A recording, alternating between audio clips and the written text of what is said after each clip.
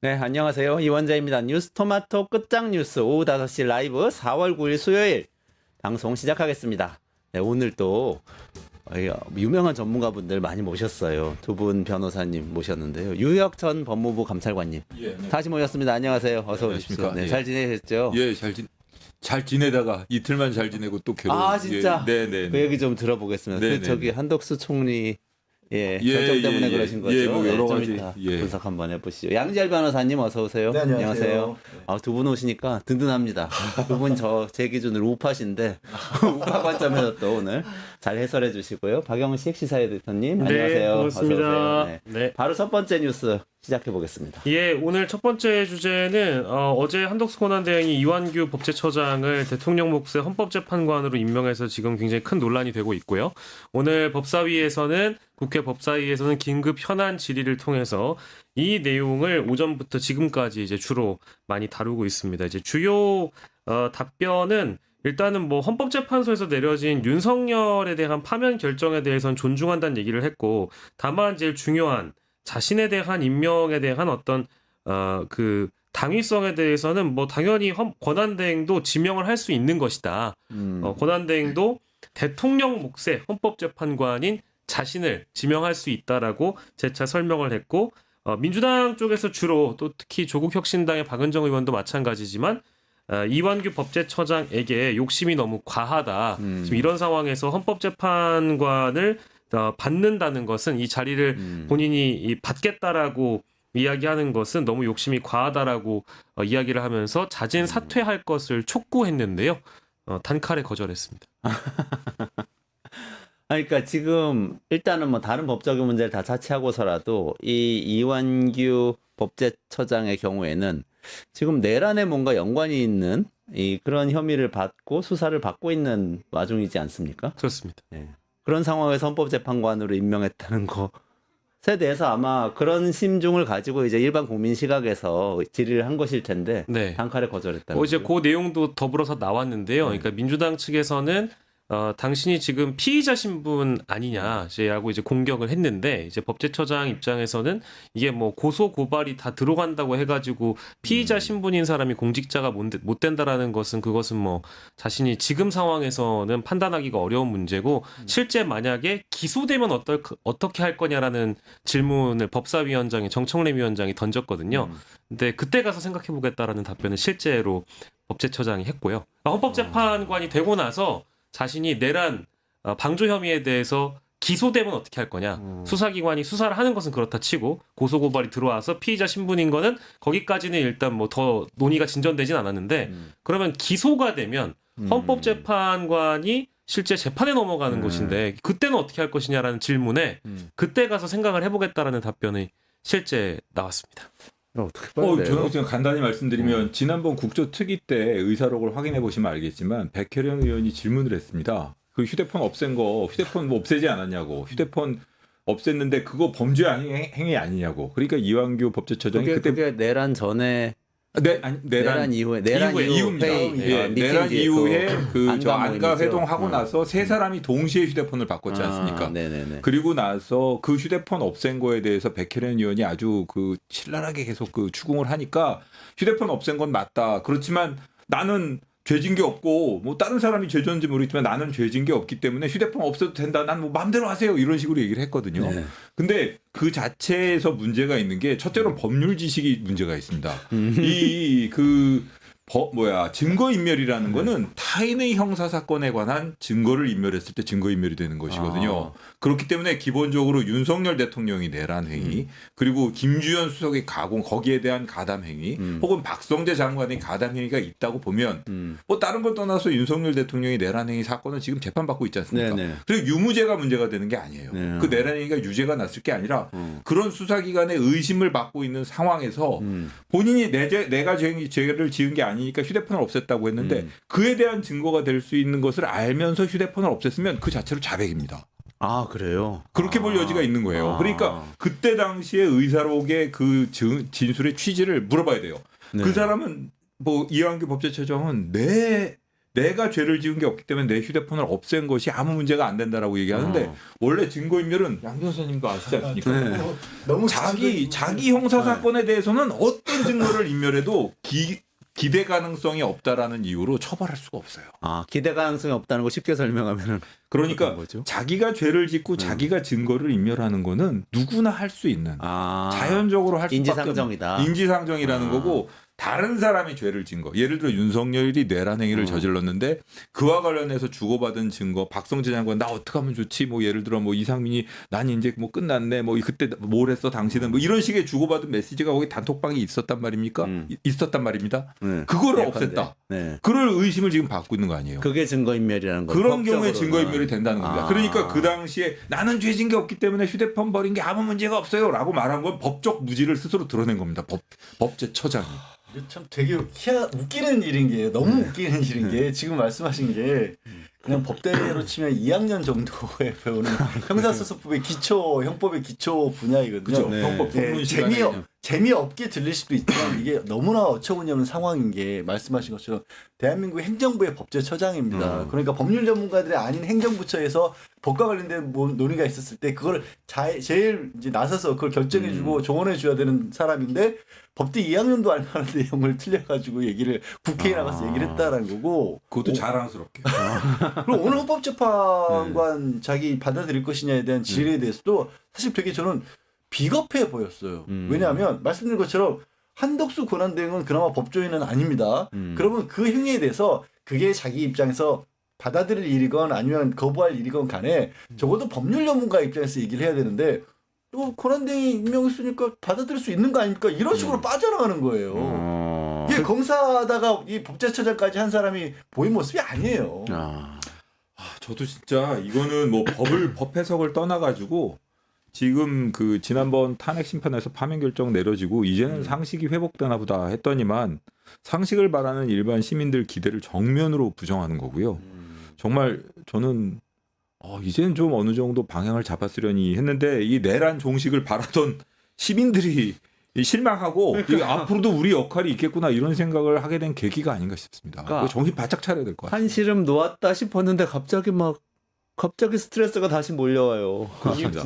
뭐 아까 잠깐 언급해드렸던 대로 이제 어쨌든 오늘 국회 법사위에서 나온 여러 질의응답들이 당연히 기사화되고 화제가 되지 않겠습니까? 네네. 그래서 아까 말씀드린 이 안가 회동권은 내란 방조 혐의와 관련된 건은 기소될 사안이 아니다라고 이제 본인이 법률적 판단을 국회에서 내리는 일이 벌어졌고요. 그리고 또 심지어 이분이 이제 검사들을 위한 또 검찰을 위한 이제 이 형사소송법 관련된 책을 실제 쓰셨던 적이 있고 이분이 또 교수로서 활동을 하신 적이 있다고 하더라고요. 사법연수원에서. 이제 그런 차원에서 본다면 이게 뭐 지금 후배 검사들 다 들으라고 하는 얘기인지는 모르겠는데 어쨌든 기소될 사안이 아니라고 본인이 결정을 내린 거고요. 두 번째로는 또 지금 언론에서 주목받고 있는 내용이 일단은 지금 이완규 후보자가 실제 권한대행 쪽으로부터 자신의 그 인사검증 동의를 해도 괜찮다라는 인사검증 동의서 제출을 받게 되잖아요. 그러고 나서 하루가 안 돼가지고 바로 그러니까 절차가 지명이 되는 겁니다. 그러니까 이제 보통 이제 고위공직자를 지명을 하는 과정에서 인사검증 동의서를 받고 상당 부분 자체 검증하는 시간이 필요하다라는 것은 상식일 텐데 맞아요. 실제 박균택 의원이 이 법제처장을 질의하는 과정에서 또 장경태 의원이 질의하는 과정에서도 시간을 따져보니까 7일에 인사검증 동의를 하고 8일에 이제 바로 지명이 됐다라고 하니까 검증 자체가 아예 없었다라고 그러네요. 사실 보는 게 일부 검증이 있을진 모르겠습니다만 이미 법제차장이 지명직이니까 임명직이니까 뭐 딱히 검증 절차가 없잖아요. 정부 자체에만 검증을 하겠지만 그러니까 이제 이거는 지금 인사청문회를 거치는 과정에서 이 이완규라는 사람에 대한 실제 검증은 국회가 하게 돼 있는데 그 이후의 것을 감안하여 지금 이런 상황이 펼쳐질 것을 감안하여 그냥 자체 검증 따위는 그냥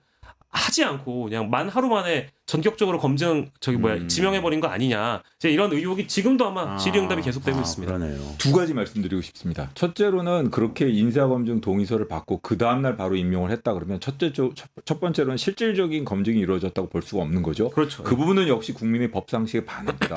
그다음에 두 번째로 말씀드리고 싶은 게 있어요. 역시 법지식의 무지함을 지적하고 싶은데 그 사건이 기소될 사건이 아니기 때문에 자기가 휴대폰을 전화를 버렸다라고 얘기를 했는데 양 변호사님 계시지만 타인의 형사 사건에 관하여라고 되어 있지 그 사건이 기소될 사건인지 여부는 중요하지 않습니다. 사건 자체 성격이 중요한 건 아니다. 그렇습니다. 판례도 있습니다. 판례도 있는 게 일단 이 사람이 수사 대상이 됐느냐를 인지하고 네. 그게 나중에 무혐의 처분이 나든 뭐든 관계가 없어요.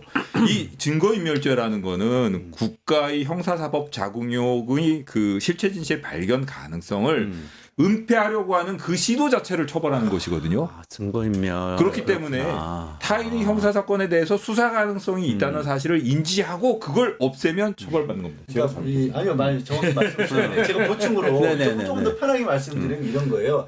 자기가 계엄에 관련해서 내란행위와 관련돼서 무슨 일을 했느냐 안 했느냐를 떠나서 지금 유혹감찰관님께서 말씀해 주신 건 뭐냐면 그때 윤석열이 계엄을 저질렀다는 건 다 알고 있는 상황이었잖아요. 윤석열이 계엄을 했고 그게 내란행위에 해당할 수 있다는 걸 뻔히 아는데 그 윤석열에 관한 내용이 들어올 수 있는 걸 없애버렸으면 자기가 무슨 일을 했는 게 중요한 게 아닌 상황이에요 지금. 그러니까 지금 엉뚱한 소리 하고 있는 거예요. 그렇습니다. 그리고 이상민 장관이랑 박성재 장관이랑 이렇게 단톡방을 만들어서 너는 언제 알았어? 너는 무슨 일을 한 거야? 그때 이렇게 됐지. 너는 어떻게 된 거야? 왜 예를 들어 뭐 박성재 장관한테 유혁이 그건 왜 사표냈대? 뭐 이런 걸 물어보고 이러면서 여러 가지 오고 간 그런 걸 숨기기 위해서 싹 없애버렸다. 그걸 포렌식을 막기 위해서 없애버렸다. 그것도 처벌받는 겁니다. 그러면은 결국 어떻게 되는 건가 하면 본인이 증거인멸죄로 처벌받지 않기 위한 유일한 방법은 나도 범죄를 저질러서 공범이라서. 그러니까 내가 내 죄이기 때문에 그러니까 이런 모순적인 상황이 돼버리는 거거든요. 이거는 그 판례를 다시 한번 찾아보라 하십시오. 공부 좀 더 해야 됩니다. 두 분이 그렇게 나란히 앉아서 말씀하시니까 진짜 투캅스 같아요. 아니, 우리나라 법조계 투캅스. 아니, 정의감을 하신 세상에서. 이게 지금 약간 다시 한번 말씀드리지만 너무 기초적인 시기예요. 아주 전문적인 내용도 아닌 거거든요. 그 법조 형사 소송과 관련해서 형법 관련해서 그거를 지금 검사를 하다가 법제처장을 한 사람이 국회에 와서 너무 당당하게 얘기를 하고 이제 유한규 본인을 떠나서 애초에 이게 한덕수라는 인물이 지금 권한대행이 이걸 지명을 할 수 있느냐부터가 논란이잖아요. 근데 다른 거 여러 얘기들 많이 나오지만 이 부분을 제기하고 있어요. 권한대행을 왜 하게 됐는데요? 일반적인 거리나 사고처럼 대통령이 어디가 아프다거나 갑자기 무슨 일을 겪어서 지금 일을 못하는 상황이 아니라 내란행위를 저질렀고 그래서 파면을 당했고 그 파면당한 대통령이 정부에서 국무총리를 했던 사람이잖아요. 그렇죠. 그러면 여기서 뻔뻔하게 더군다나 그 대통령과 가깝다고 알려진 인물을 헌법재판관으로 임명한다고요? 그렇죠. 이게 무슨 말이에요? 이게 말이 상식적으로 안 국민의 되잖아요. 상식이나 국민의 시선을 두려워하는 게 전혀 없고요. 간단하게 말해서 한덕수 총리는 지난번에 이 재판관 3명 전체를 다 임명 못하겠다고 하지 않았습니까? 네. 대행의 역할이 어디까지인지 잘 몰라서 못한다라고 해놓고 나중에 탄핵 심판이 나고 나서 탄핵 심판 나중에 복귀하고 나서 마은혁 재판관이라도 탄핵 결론 전에 임명하라 그러니까 자긴 못한다고 끝까지 뻗탱겼거든요. 그러더니 결론이 나자마자 기다렸다는 듯이 이렇게 임명한단 말입니다. 이거는 비유를 들자면 좀 뭐 이렇게 얘기할 수 있어요. 2종 보통 면허를 가진 사람 보고 차를 몰려 했더니 나 오랫동안 차를 안 몰아서 운전을 할 수 있는지 모르겠다고 잘 이러다가 갑자기 트레일러를 갖다 놓고 운전하라 그러니까 몰 수 있지 그러면서 이거는 일종 특수 트레일러를 몰겠다고 버티는 거나 그런 경우랑 딱 맞는 겁니다. 이거는 본인의 입장과도 모순되는 것이고 한덕수라는 사람이 저는 여태까지 총리에 대해서 어느 정도 그 오랜 공직 경력이나 이런 것 때문에 신뢰를 보내지 않을 어느 정도 저는 그래도 믿고 싶었어요. 공직자로서의 자세. 근데 이제 보니까 이건 그게 아니고 어떻게 보면은 여태까지 한덕수 총리를 내란 공범이니 내란 주요 가담자니 이렇게 비판을 했는데 그 비판 맞는 비판이라는 생각이 듭니다. 아니 근데 이게 이렇게 되고 보니까 실제로는 한덕수 총리가 본인이 뭘 하려고 그랬다기보다는 윤석열 인사 아니야? 이렇게 생각하는 분들이 또 생기고 있어요. 어떻게 보세요?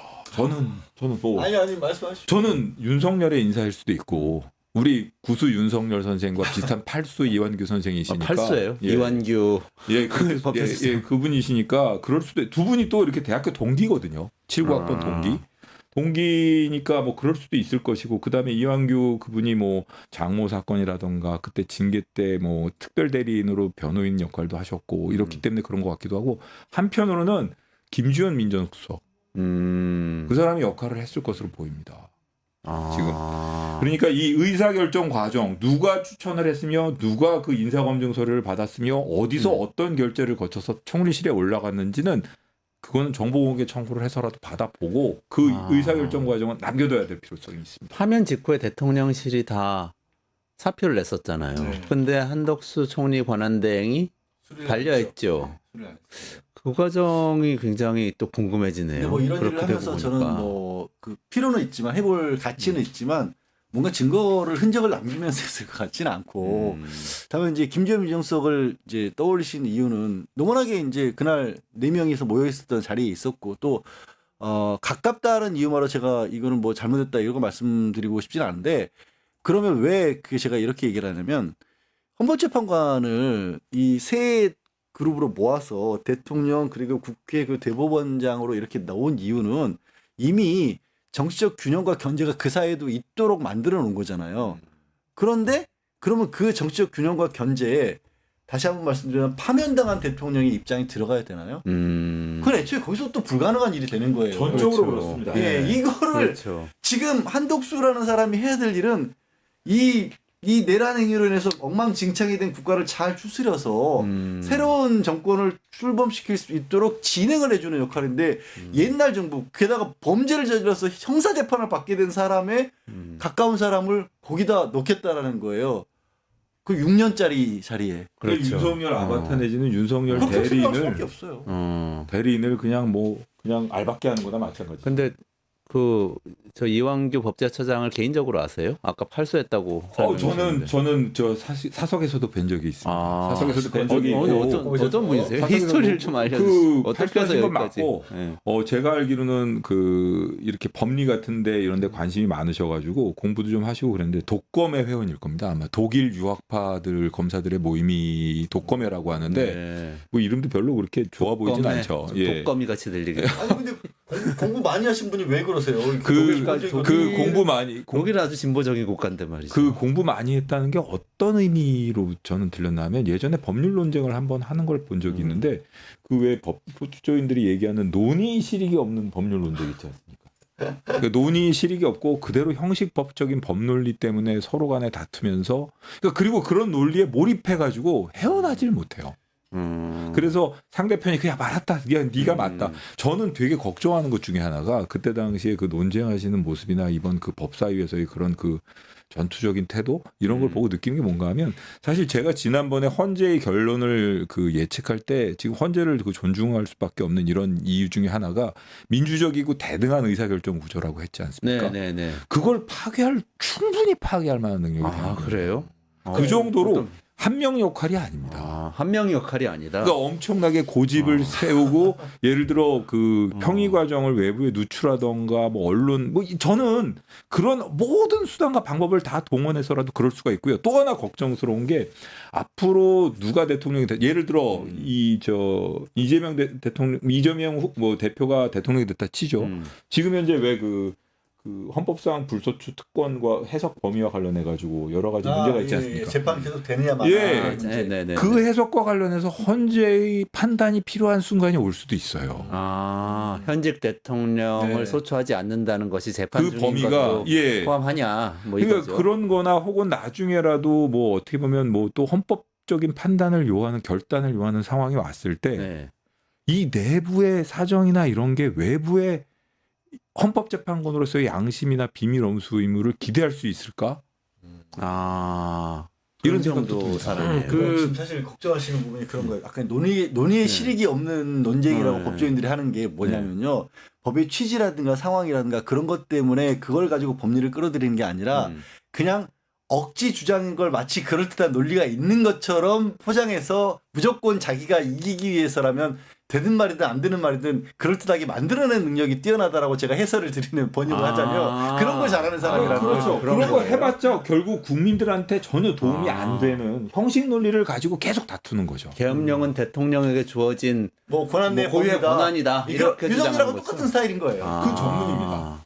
법조항에 그렇게 써져 있긴 한데 아무도 그렇게 해석하지 예. 않지만 그걸 갖다가 막 주장을 하는 분이라는. 그러니까 뭐 얘기죠. 아까 잠깐 말씀 주셔가지고 이게 이제 저는 뭐지 기획됐다라는 생각은 뭐 이제 뭐 어제부터도 이제 한번 말씀드린 적이 있지만 지금은 헌법재판소의 재판관 구성이 40역 재판관까지 포함하면 보수 3, 중도 2, 진보 4 이렇게 돼 있는데 이제 류혁 감찰관님 말씀 주신 것처럼 이제 한덕수 권한대행이 지명한 사람이 들어가고 만약 임명이 된다라고 우리 가정을 하면 보수 5, 중도 2, 진보 2가 되는 겁니다. 그러면 헌법재판소에서 실제 아까 이제 되게 예민한 사안을 민주당의 소속 만약에 대통령이 취임한 뒤에 이제 그런 판단을 헌재가 해야 될 일이 있다. 그러면 누구에게 이제 유리하게 흘러가겠는가? 이제 그 판을 하나 이제 만들기 위한 일종의 기획이나 작업이 아니겠는가라고 벌써부터 해설들이 나오고 있다라는 점이고요.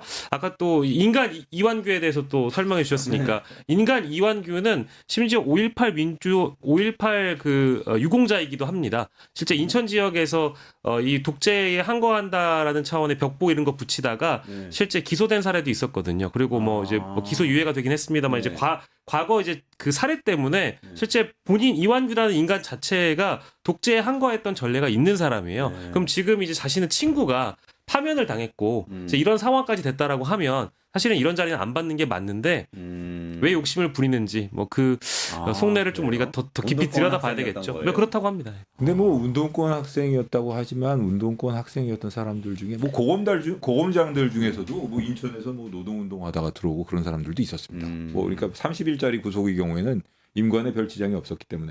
근데 그리고 뭐 김문수 뭐 지금 그분 같은 경우에는 뭐 대표적인 사례인데 신화적인 인물이죠.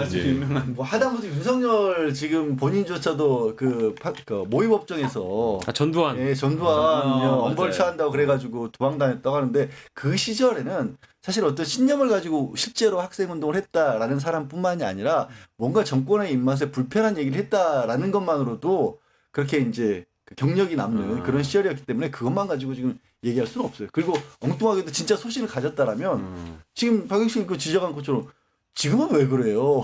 그러니까 그 아까 그 이재명 대표가 만약에 대통령이 됐을 때 그 네. 헌법재판소로 갈 수 있는 사안 있지 않습니까? 그거 두 분 조금만 의견 더 주실 수 있어요? 어떤 경우에 그렇게 될 수 글쎄요. 있으세요? 있을까요? 그거 이제 저기 정리를 두 가지만 네네네. 하면 좋을 것 같은데요. 그러니까 하나는 헌법 제84조의 대통령 불소추 특권을 규정하는 것에 대한 해석을 이제 헌재에서 하게 될 때 이제 유리한 이제 진영의 밭이 있다라고 하면 아까 말씀드린 대로 보수와 중도가 7명이고 진보가 2명이다라고 하면 그러니까 이재명 대표가 여전히 지금 사법 리스크가 출마하기 전까지는 어느 정도 정리가 됐지만 대통령이 된 이후에 실제 소추될 수 있는 영역을 새롭게 열어줄 수 있는 헌법의 해석 이거를 헌법재판소에서 할 수 있게끔 이제 그걸 하나 해본다가 첫 번째고요. 두 번째는 사실 국민의힘의 정당해산 심판 청구가 걸려 있어요. 그러니까 이거는 지금 민주당이 계속 공언을 하고 있는 겁니다. 정당해산 심판 청구는 행정부에서만 할 수 있는 거기 때문에 정권이 만약에 민주당 정권으로 바뀌면 민주당 행정부에서 헌재에 청구할 수 있는 거거든요. 그럼 실제 국민의힘이 해산될 수 있는 위기에 몰렸을 때 아까 말씀드렸던 보수 5, 중도 2, 진보 2면 국민의힘이 해산되지 않을 가능성이 더 높아지는 거 아니냐. 이 두 가지를 지금 국민의힘 쪽에서 염두해서 이제 이거를 육탄방어하고 있는 거 아니냐라는 이제 그런 해설들입니다. 지금 이재명 대표 이제 재판을 받고 있잖아요. 지금 그 재판을 계속 중인 게 대선 6월 3일 일주일 전까지도 재판에 출석해야 되는 상황이라고 합니다. 이 자체도 상당히 황당한 상황이긴 한데, 근데 그거를 이제 대통령이 됐으면 만약에 당선이 된다면 중단해야 된다고 보는 입장이 그렇죠. 있는가 하면 계속 해야 된다라는 입장이 있는 겁니다. 이미 소추돼 있으니까 된 사건은 계속해서 이걸 다툴 수 있다라고 만약에 검찰 쪽에서 계속 주장을 한다라면, 그래서 혹시라도 법원에서 그 주장을 받아들인다라고 한다라면 그때 이재명 이제 만약에 대통령이 당선됐다면 대통령 당선이 내진 대통령이 할 수 있는 방법은 헌법재판소에 이 헌법 해석을 맡기는 거예요. 그러면 지금 유혁감 차관이 걱정하시는 것처럼 거기서 이광규라는 사람이 실제 재판관으로 있으면서 계속 해라라고 해버리면 그럼 어떻게 될 방법이 없어요. 그뿐만 그래도 아니라 9명이니까. 근데 제가 아까 말씀드린 것처럼 그 한 명을 넘어서서 완전히 그 트로이 목마 같은 존재가 될 수가 있다는 겁니다. 그런 분이군요. 지금 바로 속보가 나왔는데 이재명 민주당 대표가 12일 오전에 대선 출마를 영상으로 출마 선언을 하기로 했습니다. 네, 이렇게 속보가 나왔고 11일에 대선 캠프 인선하고 비전 발표한다고 하네. 뭐 이렇게 쭉 흘러가는 와중에 이완규 법제처장의 헌법재판관 지명이 이제 쭉 불거진 거네. 이게 다 관련이 있는 걸로 보이네요. 이거 결과적으로. 그러니까 이제 이재명 대표가 또 어쨌든 지금 저희 이 대화 도중에 등장했으니까 이 연결돼서 보면 좋을 것 같아요. 그러니까 이완규 법제처장이 헌법재판관이 되는 거에 대한 적절성이 뭐가 문제냐라고 주장하는 국민의힘 쪽에서는 그러면 이재명은 적절하냐? 이제 이 논리가 있는 겁니다. 그러니까 이제 유상범 의원이 이렇게 얘기했는데 이미 5개 사건의 피고인으로 재판을 받고 있는데 대통령 선거 후보로 나가는 건 그럼 괜찮고 이완규는 왜 안 됨? 이제 이런 논리거든요. 그러니까 대통령이 되고 나서도 아까 말씀하신 헌법재판소에서 다퉈볼 실제 사안까지 우리가 연장시켜서 본다면 이게 다 이제 연결돼 있는 언급일 수 있다. 왜 이제 이런 언급을 하는가? 선거 전략이기도 하고 차후의 대비용이기도 하고 이완규가 그래서 필요하다라는 육탄 방어를 지금 하고 있는 겁니다. 그 경우에는 완전히 다르죠. 그 이재명 대표가 그쵸. 된다 그러면 다르죠. 민주적 다르죠. 정당성이 부여가 되는 게 국민들에 의해서 부여가 되는 선출직이고. 거고. 그리고 한쪽은 뭐 완전히 저 윤석열 대통령의 의중 이런 게 반영된 그냥 내려 꽂기식이고 이 분명히 차이는 나는 거죠. 이거 비교할 만한 사안이 아니라고 네. 저도 보는데 그러니까 기소된 상태에서 출마를 해서 당선이 된다는 건 어쨌든 국민들이 기소된 상태라는 걸 알고 있고 내용을 알고 있으니까 그걸 알면서 투표를 어쨌든 하잖아요. 그건 선거로 판단을 받는 거죠. 그러면 되겠네요. 이완규도 국민투표로 결정. 국민투표가 투표를 한다면 투표를 한다면 그러니까 지금 그런 되겠죠. 얘기를 하는 거예요. 사실상 제가 이제 완벽히 말씀하시켜서 완벽히 차원이 다른 문제를 가져다가 마치 이게 비교할 수 있는 사안인 것처럼 만들고 있으니까 그래서 제가 이제 농담 반 진담 반으로 그렇게 따질 거면 이완규도 국민투표에 넘겨보자라고 얘기를 한 거죠. 자 그러면은 어떻게 할 수 있는가 쪽으로 조금 얘기를 옮겨서 진행을 해보도록 하겠습니다. 민주당이 지금 권한쟁의 심판, 효력정지, 가처분 신청 뭐 이렇게 막 한다고 하는데 지금 뭐 국민들은 헷갈립니다. 뭘 어떻게 한다는 건지. 그리고 제일 궁금한 건 어쨌든 4월 18일에 2명 문형배 이미선 재판관, 헌법재판관 2명이 퇴임을 하잖아요. 그 전에 이게 지금 무슨 가처분 신청이든지 권한쟁의 심판이 그 전에 할 수 있는 건가? 가처분 신청은 뭐 제가 법률가는 아닌데 빨리 결과가 나오는 걸로는 사실 알고 있고 이런 결정을 미루면 미룰수록 사회적인 혼란 이런 질서가 무너지는 거니까요. 이거는 4월 18일 이전에 나올 수 있을 가능성이 높다 이제 이렇게 바라보고 있는 것 같아요. 민주당 쪽에서는 그렇고요. 실제 오늘 그래서 요 신청은 헌재 접수가 된 상황이고 요 결론은 좀 봐야 될 것 같고요. 민주당 쪽에서는 모든 방법을 다 강구한다라는 상황이어서 실제 민주당의 초선들하고 재선들 모임에서는 당장 지명 철회하지 않으면 한덕수 총리 탄핵은 추진하겠다라고 지금 이제 공언을 이건 지도부 차원의 문제가 아니라 지금 이번 초선 재선들이 지금 밀고 있는 거고요. 이거와 함께 최상목 심우정 검찰총장 탄핵도 함께 신청을 하겠다라고 이야기를 하고 있고 어제 저희가 정리한 것처럼 국회 차원에서는 지금 인사청문 요청안을 정부로부터 예를 들어서 송달을 받는 것 자체를 거부하겠다. 그러니까 접수를 안 하겠다라고 얘기를 해서 인사청문회를 열 수 있는 최종 기간이 이제 20일 정도라고 제가 알고 있는데 만약에 인사청문 경과보고서를 국회가 채택하지 않으면 바로 이제 행정부 수반은 도장 찍고 임명할 수 있는 거잖아요. 근데 그거 자체를 접수를 안 하겠다고 지금 우원식 국회의장이 밝힌 상황이어서 어찌 보면 약간 침대 축구 같은 느낌도 저 개인적으로 국회 쪽에선 침대 축구를 하고 있는 것이고 민주당은 여기에 이제 이 문제에 사활을 걸었다고 봐야 되겠죠. 이거 지금 승산이 있습니까? 뭐 승산이라기보다 이제 사안들이 여러 개가 나와서 권한쟁의 같은 경우에는 사실 이제 과연 이게 국회의 권한과 연결이 된 것이냐 문제를 좀 따져야 될 필요가 있어요. 왜냐하면 이게 대통령 몫의 지명인데 그거를 행사한 거기 때문에 국회가 관여할 수 있는지부터가 심리를 해서 결정할 수 있는 결정권이 애초에 국회에는 없었거든요. 물론 그 사람이 좀 뭐 국회의 실질적인 어떤 심사를 받을 만한 대상이냐 아니면 권한대행으로서 월권으로 임명한 거기 때문에 애초에 잘못된 무효인 지명이기 때문에 국회가 이 무효인 대상을 가지고 심사하는 것 자체가 침해다. 근데 법리가 들으셔도 복잡하시잖아요. 이러면 곤란해지거든요. 이러면 곤란해지기 때문에 문제가 생기는 거고 탄핵이라는 부분에 있어서는 조금 더 법리상으로는 가까워지긴 합니다. 아까도 말씀드린 것처럼 누구를 지금 대신하고 있냐.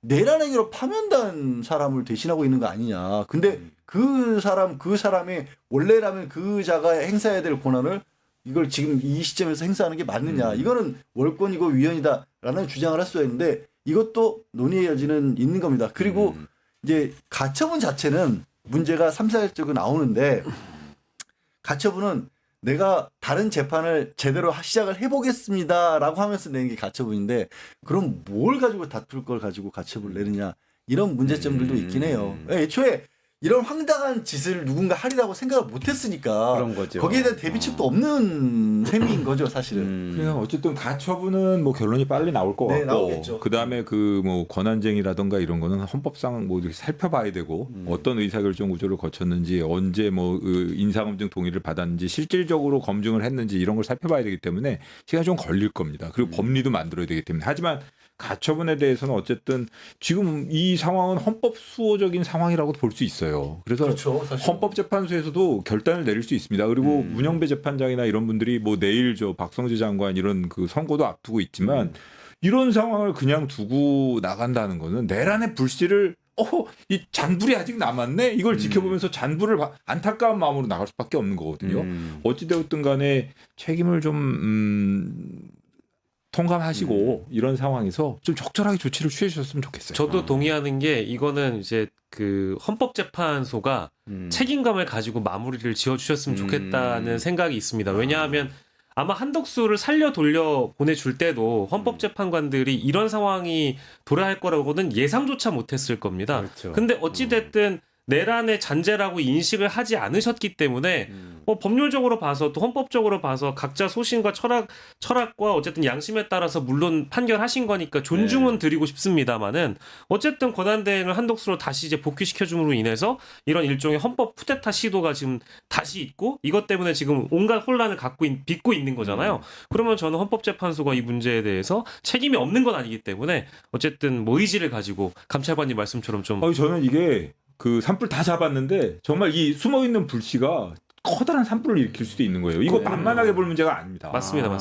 이거 만만하게 볼 문제가 아니에요. 지금 헌법재판소 입장에서 아까 윤석열에 대해서 이 파면 결정을 8대0 사실상 내용으로 보면은 거의 40대 0으로 했다라고 봐도 좋을 정도로 사실 그렇잖아요. 40대 0입니까? 400대 0인 것 같아요. 아니, 제가 40대 0이라고 한 이유는 뭐냐면 5대 쟁점인데 5대 쟁점에서 한 분도 어긋나지 않았잖아요. 그러니까 8분이 5대 쟁점에 대해서 다 동의했기 때문에 40이라는 숫자를 거기서 만들어낸 거고요. 그리고 그런 상황인데 지금 박영식 앵커가 지적한 것과 같은 인식을 헌법재판소 재판관분들이 만약에 하신다면 이건 어떤 일이냐면 아니 우리가 파면을 시켰는데 그래서 여기서 종지부를 찍으려고 했는데 여기서 이제 유혁감찰관님 표현을 빌자면 이것들이 이제 우리 본진에 쳐들어오겠다는 거야? 라는 상황이 돼버린 거예요. 사실 이 가처분 신청이나 이런 것도 좀 당황스러운 상황인 게 보통은 제3의 기관에서 문제가 생겼을 때 그걸 법원에 들고 와서 해결하기 위해서 하는 건데 헌법재판소 자체에 문제가 생겨버린 거잖아요. 그렇죠. 이거 헌법재판소 황당한 자체에 대한 공격이라고. 공격이에요. 이거는. 그거를 이분들이 야 이거는 정말 어떻게 보면 내란 잔당들이 계속해서 벌이는 일이다라고 받아들여 주신다라면 큰 희망이 있는 거고 그렇지 않기를 바라지만 너무 나이브하게 그냥 이거 우리 일인데 우리가 결정해도 되나 뭐 이런 식으로 받아들이시면 진짜 큰 문제가 생깁니다. 별도의 사안이긴 합니다만 내일 이제 4월 10일이니까 오후 2시에 저기 박성재 법무부 장관 탄핵 심판이 네네네. 선고가 되거든요.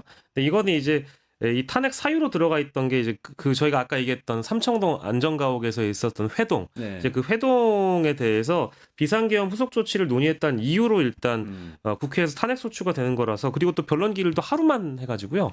이것도 또 혹시나 한덕수 권한대행 그때 돌아갔던 것과 유사한 결론이 만약에 나온다라고 한다면 이거와 맞물려서 해석하시는 분들도 계실 텐데 뭐 저는 이게 이제 별도의 사안이니까 이건 이것대로 봐야 된다라는 주의입니다만은 뭐 지금의 사태와는 조금 이게 별개로 봐야 되는데 언론의 시각은 또 그렇지 않을 수도 있겠죠. 저는 지금 말씀하시는 거 딱 듣고 그리고 이번에 한덕수 총리 그 사태를 보고 이 헌법재판관 지명 사태를 보고 와 제가 얼마 전에 한 일주일쯤 전에 들었던 얘기가 있습니다. 예. 그 법무부 뭐 저 간부 한 사람하고 그 장관은 뭐 10일까지 장관 10일 날 돌아오신다니까 그때까지 뭐야 저 무두절을 잘 즐겨봐 그랬더니 한다는 얘기가 10일 날 오시면은 바로 중간 간부 인사를 한다는 얘기가 있다. 와우. 진짜냐? 그래요? 그랬더니 그럼 중간 간부뿐만 아니라 웬만한 사람들을 다 바꾼다는 그런 얘기가 있다. 그래서 알바끼. 설마 이런 얘기를 했거든요. 아. 그게 말이 되냐? 그게 제정신 가진 사람이라면 그런 짓을 하겠냐? 근데 인사라는 거는 세 사람이 합니다. 총장, 그다음에 기본적으로는 장관, 민정수석, 총장이거든요. 다 살아 있잖아요. 근데 민정수석이 총장을 압도할 수 있어요. 그렇죠. 장관 왜냐하면 그 상하 관계가 있었기 때문에. 예, 예. 그 다음에 장관이 있죠. 예. 세 사람이 인사를 했을 때 그리고 중간 간부 인사를 했을 때 그거는 대형 알바끼가 됩니다. 진짜. 그러네요, 진짜.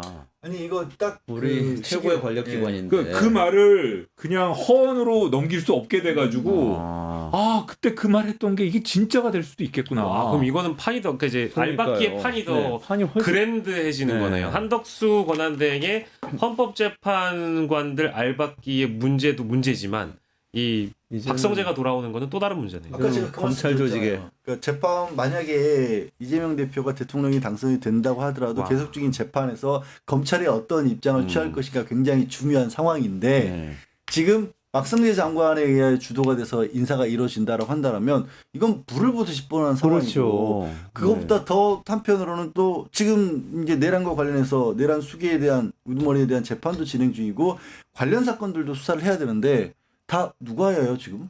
검찰이 다 지고 있거든요. 네. 그렇죠. 그러네요. 검찰이 다 지고 있어요. 그러면 이게 시계를 좀 거꾸로 되돌려서 생각을 해보시면 문재인 전 대통령 때 검찰 개혁을 하겠다고 했던 제일 먼저 했던 게 뭐냐면 민정수석을 이게 민간인으로 검찰 출신이 아닌 사람을 네네네네. 썼던 겁니다.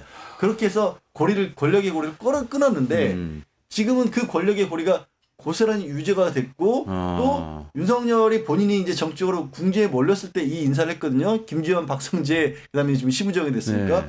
말씀하신 것처럼 수직 라인이에요. 전부 선후배 관계로 쭈르륵 이어지는 그런 관계이기 때문에 윤석열이 그냥 아직도 검찰을 움직인다라는 극단적인 상황까지도 가정을 해야 돼요. 그렇다고 볼 수도 있겠습니다.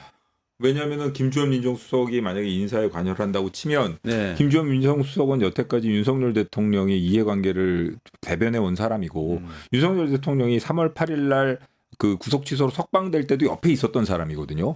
그 화면 보시면 왼쪽에 나옵니다. 그런데 이런 상황에서 박성재 장관이 복귀해가지고 인사를 한다 치면 예를 들어 이렇게 할 수도 있는 거 아닙니까? 수사팀 전원이 3년 이상 서울에 근무했기 때문에 전부 지방 근무한다. 그러면서 지방으로 뭐 승진시킨다고 하면서 저쪽 어디 뭐 지방에 있는 완전히 구속에 왔다 갔다 하기도 힘든데 부장으로 다 집어넣어 놓고 이렇게 발령내 버리면 말로는 뭐 승진 인사다 이런 식으로 얘기를 하지만 그 실질적으로 공소유지를 현재 하는 내란 수사팀을 그렇게 그렇죠. 한단 말이죠. 그렇게 할 수도 있는 거죠.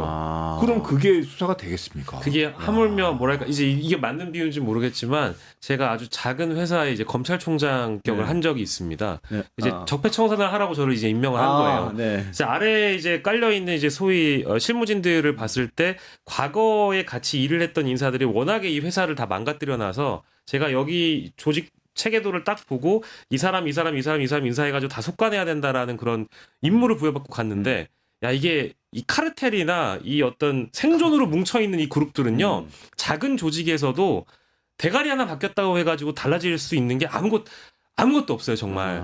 조직적으로 뭉치기 때문에. 근데 그렇죠. 지금은 이렇게 모든 지금 산하기관장들도 다 알박기를 한다라는 지금 얘기도 돌고 있고요. 네. 뭐 얼마 전에 국정원 인사했죠. 경찰 인사도 했죠. 이제 만약에 말씀 주신 대로 법무부 장관 돌아와서 검찰 인사까지 해버리면 이거는 뭐 진짜 나중에 대통령 하나만 바뀐 나라가 될 수도 있어요. 그렇습니다. 이게 검찰 인사를 왜 안 하니까 이게 검사들이 다 원래 정기 인사철이 지나서도 인사를 못 해가지고 이렇게 혼란스러워하는 와중에 그냥 어쩔 수 없는 정기 인사라고 얘기하면서 자기들 입맛대로 인사를 해버리면 이거는 정말 나중에 수습할 수 없는 정도가 될 수 있습니다. 얘기를 말씀을 드리면서 얘기하다 보니까 가정이긴 하지만 너무 무서운 생각이 근데 그런 것들이 현실화됐잖아요. 누가 이완규 임명할 줄 알았어요. 그러니까 그 윤석열 씨가 아까 말씀대로라면 현직 민정수석을 통해서 권한 대행을 통해서 헌법재판관을 지명을 한 것이고 그렇죠. 그리고 법무부 장관이 다시 돌아가서 검찰 인사를 또 하는 것이고 그렇죠. 계속 이어지는 거잖아요. 그 전에 이미 EBS 사장 인사 같은 것도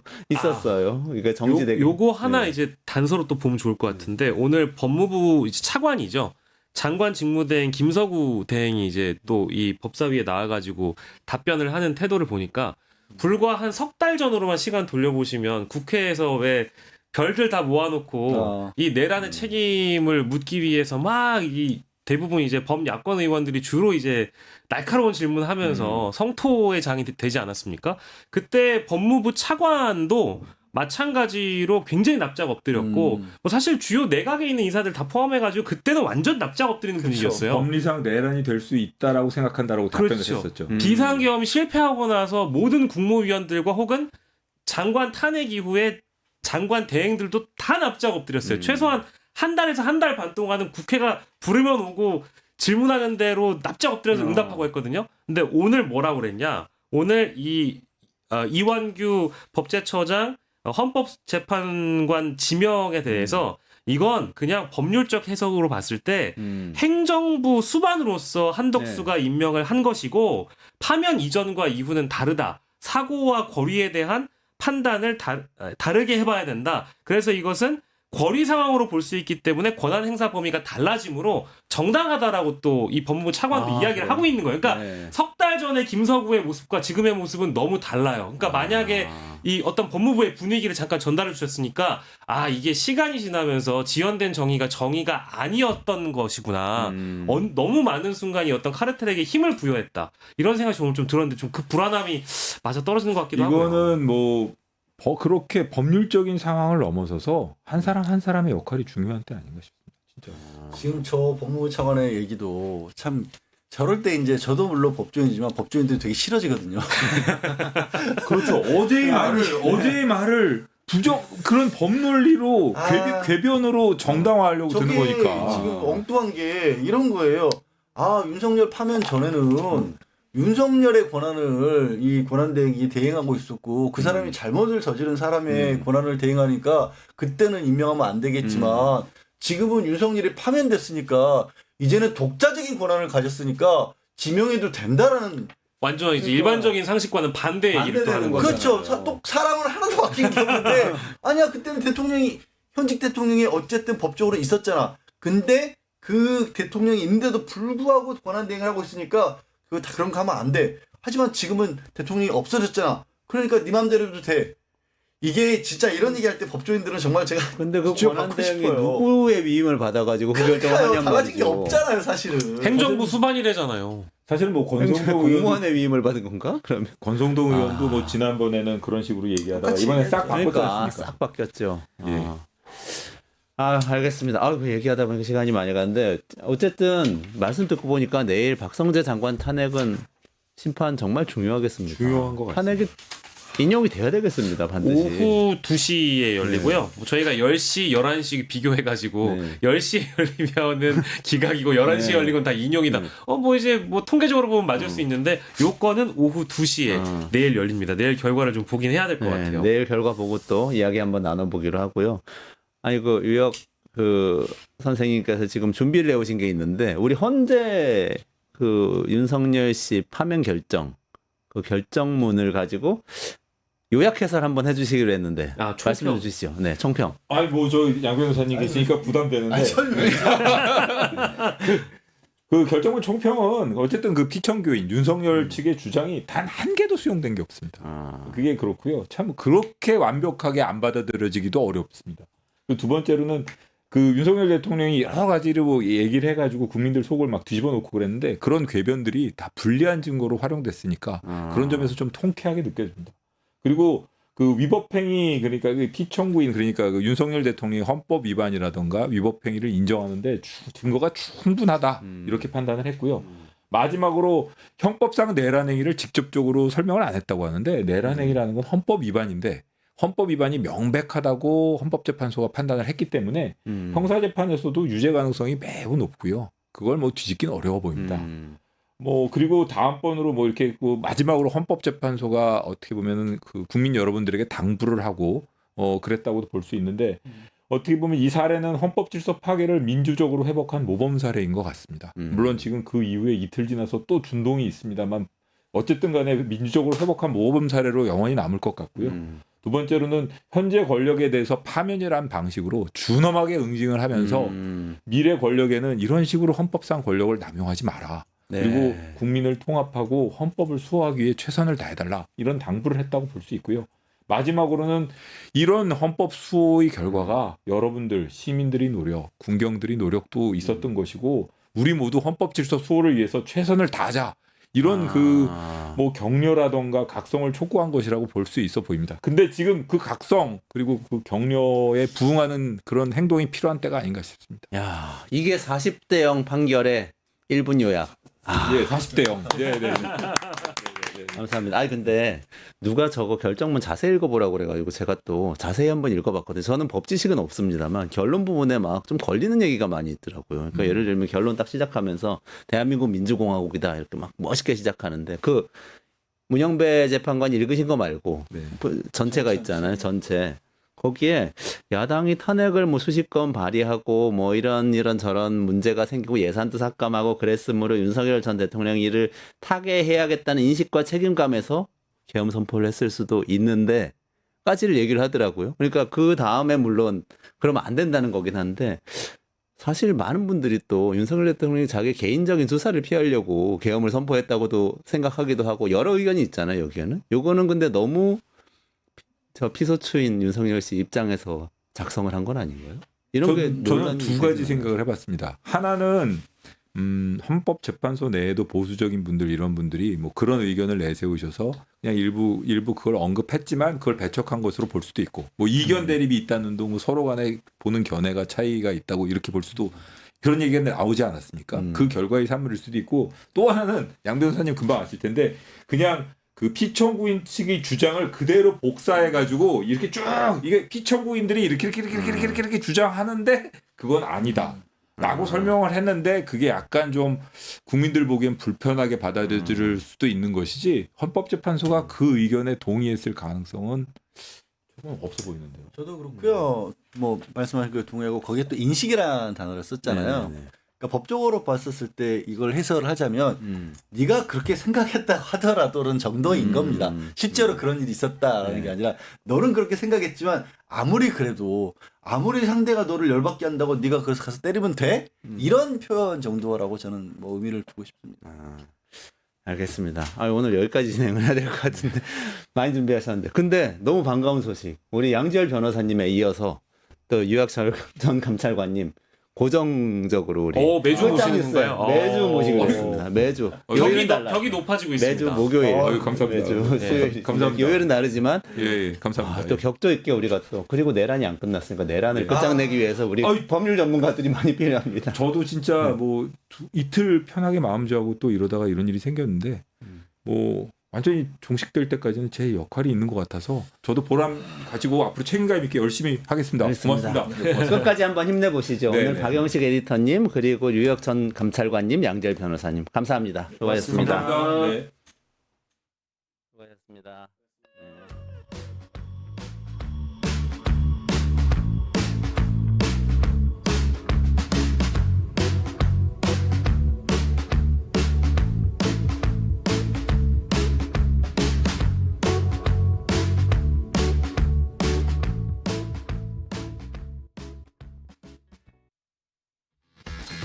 돈 버는 비즈쇼 증권 통판. 너도 받고 나도 받는 친구 초대 무제한 적립 이벤트. 초대 횟수 무제한, 보상도 무제한. 한 문제만 풀면 친구도 코인, 나도 코인. 우승 상금에 친구 초대 보상까지. 매일 낮 12시 증권 통팟에서 만나요. 사용자 중심의 뉴스포털 플랫폼 뉴스통. 자신만의 가치와 색이 담긴 글을 작성하고 가치를 인정받으세요. 사용자 중심의 뉴스포털 플랫폼 뉴스통에서 뉴스북 뉴스라인의 필진이 되어보세요. 자유롭게 생각을 표현하세요. 작성 키워드를 지급해드립니다. 내가 작성한 글이 언론사 기사처럼 뉴스포털에도 노출. 초창기 활동 지원금까지 지금 바로 뉴스통의 필진이 되어보세요. 당신의 이야기가 세상을 움직입니다.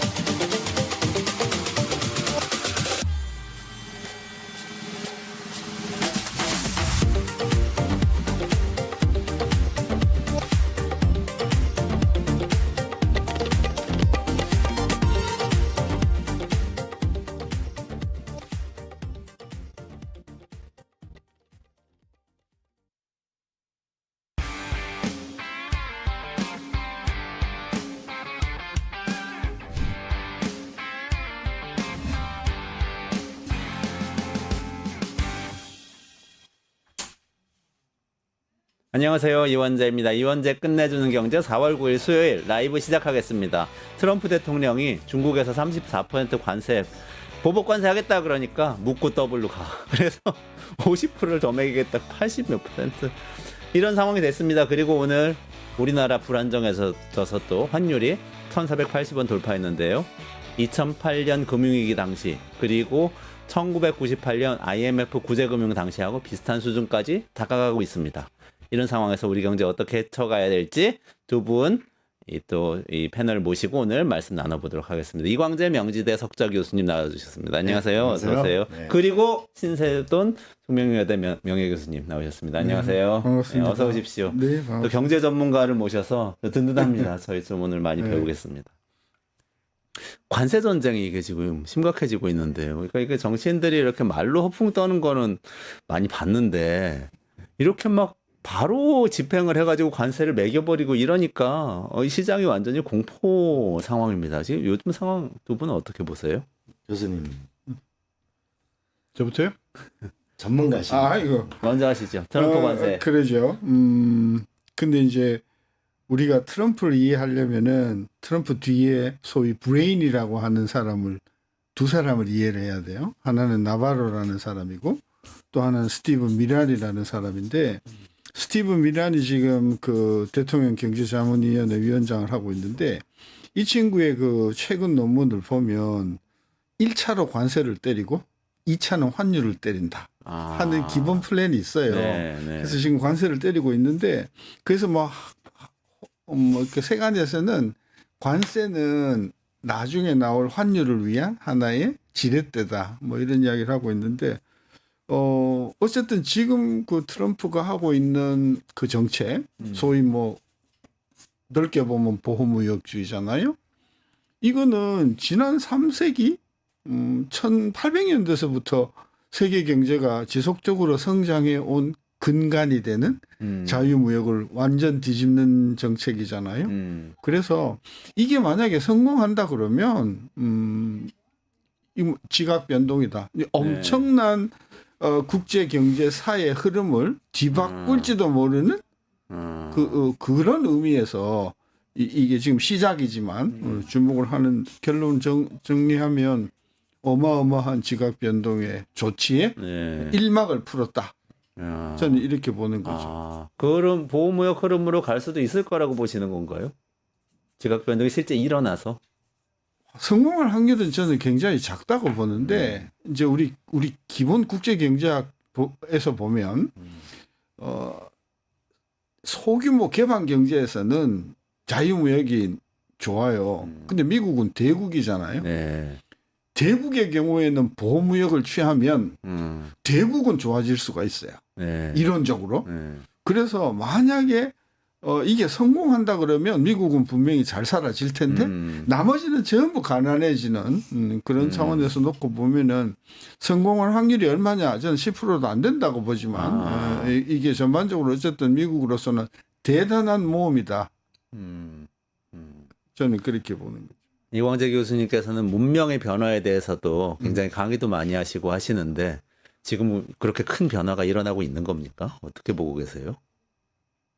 그리고 미국의 시대가 지금 저물기 때문에 아, 이게 왜 생기는 거냐? 결국은 아. 적자 문제가 심각해지고 아, 기술 패권에 도전받고 있는 거고 그리고 또 하나는 그 미국의 기축 통화 자체가 흔들리기 때문에 이 판 자체를 흔들려고 하는 거라고 저는 생각합니다. 아, 그런 면에서 저는 아마 미국이 나 혼자 살자고 이렇게 하는 거는 아마 세계적인 불황을 가져오게 될 거다. 아마 스태그플레이션을 가져올 가능성이 많다. 그런데 우리 연말에 한일이 물어줘도 살 길이 있다. 네. 하는데 우리 바람과 함께 사라지다라는 소설 보면은 그 레드 버틀러가 혼란이 왔을 때 돈을 벌 기회가 온다 이런 얘기를 하잖아요. 네네. 지금 이런 혼란의 시기에 오는데 첫 번째는 결국 우리가 뭘 할 건가 중요한데 하나는 유동성 위기에 부딪히지 말아야 한다. 그러니까 만약에 국내 어떤 기업이나 여기서 유동성 위기가 오게 되면 굉장한 어려움을 처할 수 있다는 거 하나. 두 번째로는 결국은 첨단 기술이 없으면 무너진다는 거. 첨단 기술을 어떻게 가질 거냐. 세 번째는 결국은 이 제조업을 어떻게 지켜나갈 거냐. 결국은 현재 중국이 전 세계 그 제조업의 30%거든요. 독일, 프랑스, 미국, 한국, 일본 합친 것만 하거든요. 네. 이런 면에서 한국이 어떻게 제조업을 지켜나갈 건가 이런 게 중요하겠다. 아, 아니 사실은 그동안에는 미국에서는 자기들은 금융을 하고 뭐 이렇게 최첨단 기술을 가지고 이렇게 서비스를 하고 지적재산권을 가지고 이렇게 우리는 먹고 살지 그렇게 뭐 하찮은 그 막 기름때 막 묻힌 제조업 이런 거 안 해 그랬던 거 아닙니까? 사실 자기들은 발권력 기축 동안 말씀하신 발권력 가지고 뭐 열심히 돈 찍어가지고 전 세계 막 뿌리면서 사들이고 계속 기술을 선도하면서 세계를 어떻게 보면 질적으로 조금 앞쪽으로 계속 끌고 가는 역할을 하겠다고 했는데 지금은 사실 트럼프가 얘기하는 거는 말씀하신 대로 관세 인상해서 벽치고 우리도 이 안에서 만들래 제조업 직접 할래 이러는 거 아닙니까? 그러면은 우리 제조업이 더 어려워지는 거 아니에요? 그러죠. 근데 아까 이제 이광재 교수님 말씀 중에 그 이제 미국이 저물고 있다.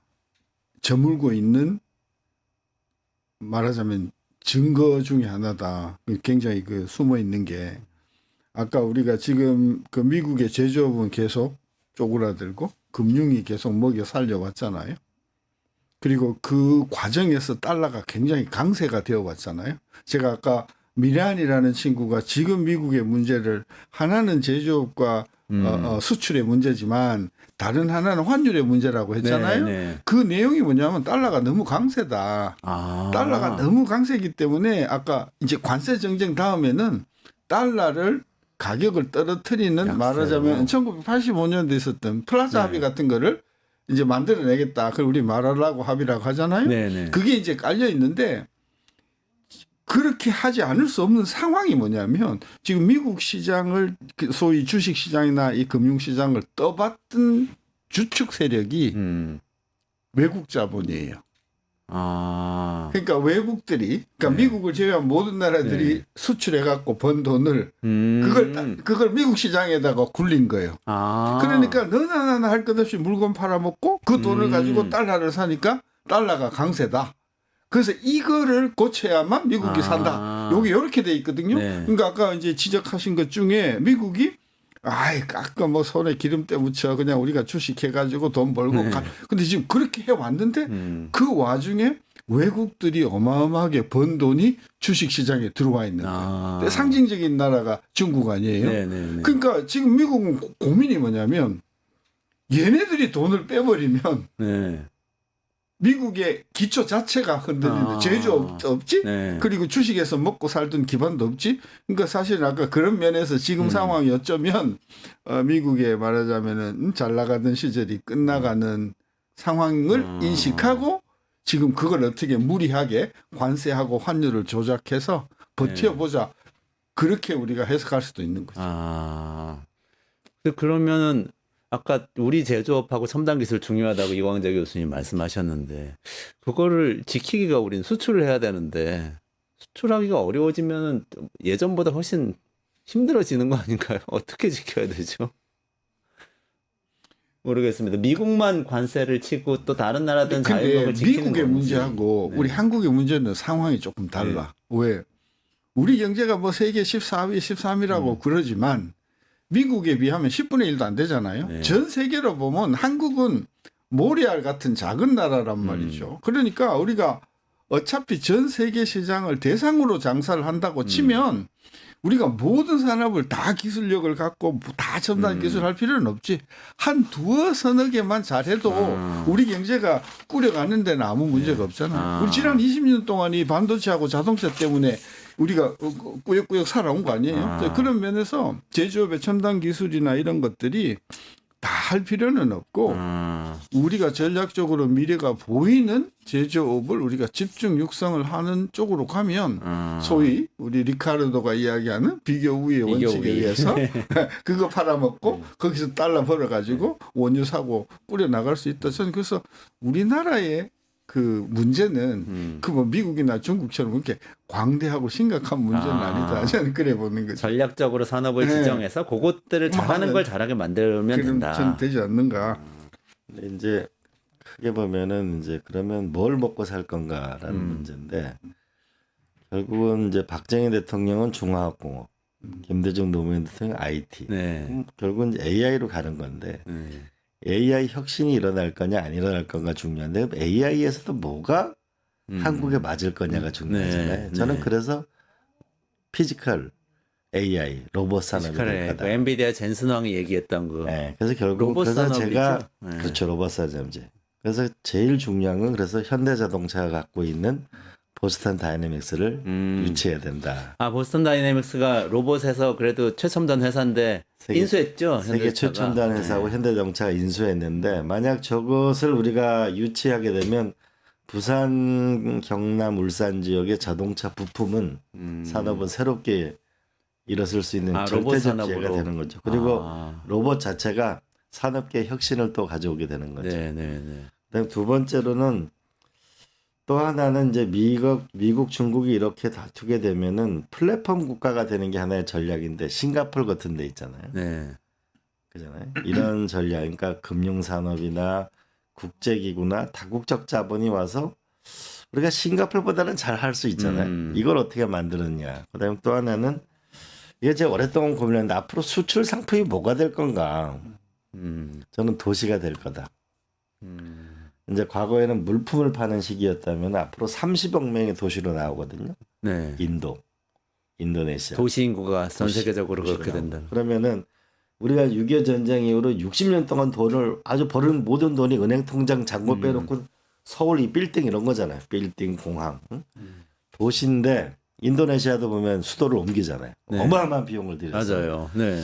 그러면 이 도시라는 건 소프트웨어 산업이거든요. 우리가 6.25 전쟁으로 가장 많은 도시를 만들어 봤고 제가 마이크로소프트사에 가봤는데 거기에 이렇게 써 있더라고요. 도시의 OS를 개발하는 자가 세상을 지배하게 될 것이다. 아, 도시의 OS, 도시의 운영 체제를 말씀하시는 거군요. 도시를 수출한다는 게 고 그리고 운영 스마트 방법. 시티로 넘어간다 이런 얘기죠. 아, 그렇군요. 왜냐하면 지금 휴대폰 OS 이거 하나 가지고 세계를 끌고 가잖아요.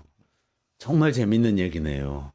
아, 근데 아까 그 미란 보고서 얘기를 네, 돌아가서 여쭤보고 싶은데 만약에 미란 보고서 내용대로 뭐 착착 된다고 했을 때 뭐 다른 국가들하고도 협상이 잘 돼서 관세도 다 올리고 플라자 합의 같은 어떤 말하라고 협의가 이루어져 가지고 또 환율도 다 달러와 약세가 된다고 했을 때 다 좋은데 미국 물가가 엄청 오르는 거 아닙니까? 그럼 수입하려면 달러 약세니까 수입 물가도 오르죠. 관세 붙여서 해야 되니까 더 오르죠 하니까 그걸 견딜 수가 있어요. 그죠. 그렇게 많이 생각하죠. 미국의 GDP가 35조 달러쯤 되거든요. 수입이 3조 달러예요.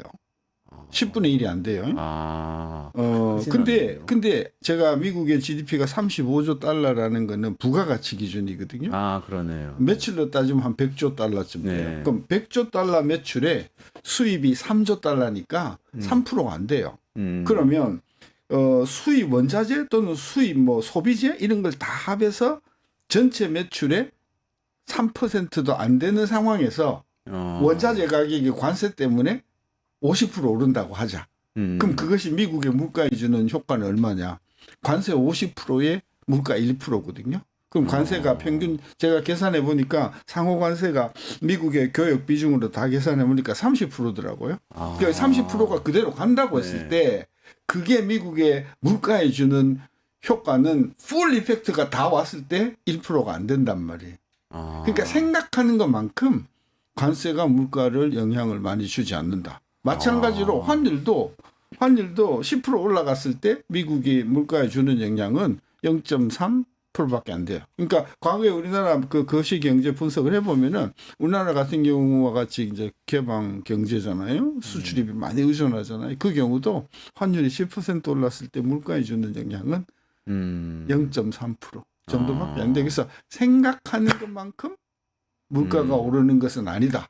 그런데 환율 때문에 모든 사람들이 물가가 오르는 걸 보거든요. 네. 마트에 가보면 막 50% 60% 올랐잖아요. 네.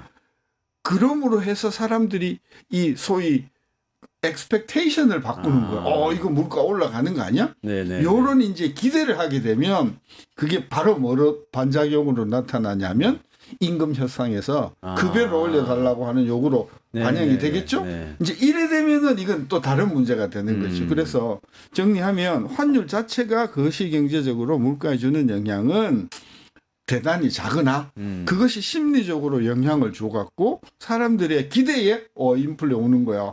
그러면 내 급여를 올려야지. 요렇게 연결되면 상당한 인플레가 지속이 될 수가 있다. 그런. 저는 이제 교수님 말씀을 좀 보태면은 미국은 왜 이런 일을 할까 또 생각해 보면은 결국 근본이제를 깼잖아요. 그러니까 결국은 기축통화 체제를 만드는 거는 결국은 이 중동의 석유하고 페트로달러 체제를 둘이 연동시키면서 세계 질서를 재편한 거잖아요. 네. 나는 이거 환율을 좀 있으면 건드리게 될 건 아마 환율 조작국이다. 응?